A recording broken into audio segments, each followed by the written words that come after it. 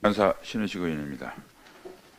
지난 5년간 문재인 정권의 안보문란 실정의 총책임자는 문재인 전 대통령입니다. 따라서 이번 국정감사에서 문재인 전 대통령을 국감 정인으로 채택한 것은 너무나 당연한 국민의 권리라고 생각합니다. 어제 국방위원회 전체회의에서 국정감사 정인 채택과 관련해 여야 간 치열한 논쟁이 있었습니다.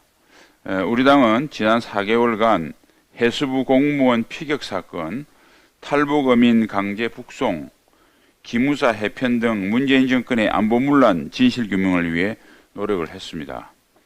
해수부 공무원 피격 및 월북 조작 의혹과 탈북 어민 강제 북송 사건에서 문재인 전 대통령은 국민 보호라는 제1의 헌법적 책무를 정면으로 위반했습니다.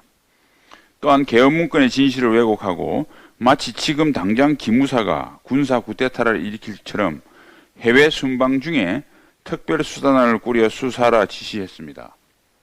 게다가 불법이라고 가이드라인을 제시했고 관련 자료 제출을 하라고 국방장관에게 지시했습니다. 더욱 개탄스러운 것은 있지도 않은 쿠데타 업무, 세월호 민간인 사찰을 내세워 우리 안보의 눈과 귀에 해당하는 중추기관인 기무사를 해편시켰다는 사실입니다.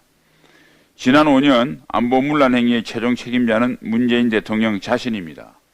이에 우리 당은 문 전 대통령을 포함해서 정의용, 서훈, 송영무 등 당시 문재인 정부 국가안보 최고위급 인사들에 대한 국정감사 정인을 채택을 추진하고 있습니다. 이에 민주당은 전직 대통령을 정인으로 채택하는 것 자체가 금도를 넘어선 일이라고 강변했습니다. 그렇지만 민주당은 2013년에 4대강 사업 구실로, 2017년에는 방송장악 구실로 이명박 전 대통령에 대한 국정감사 정인 채택을 추진했습니다. 내로남불도 이런 내로남불이 없습니다. 특히 민주당 측은 문 전 대통령이 국군 통수권자였기 때문에 국방위원회가 정인으로 부르면 안 된다고 했습니다. 문 전 대통령은 현직 군 통수권자가 아닙니다. 국회 국방위는 군사조직이 아닌 국민의 대표기관입니다.